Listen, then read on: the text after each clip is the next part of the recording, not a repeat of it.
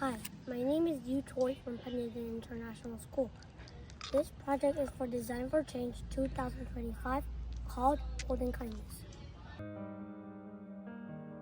At school, I learned about how Myanmar people suffer from unsafe birth, earthquake, and wars. Kids cannot even go to school.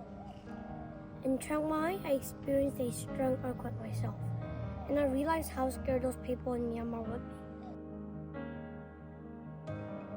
I imagined a way to spread kindness through what I already love, origami. A paper crane is a symbol of peace, hope, and kindness.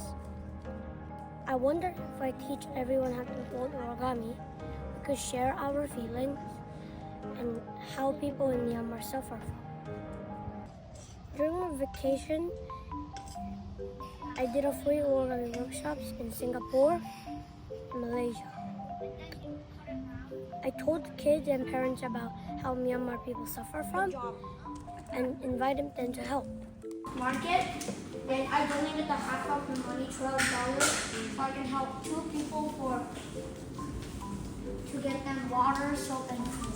Oh. I made a total fund of $45, which I could help 7 people get soap, water, and food, or I could send 2 kids to school.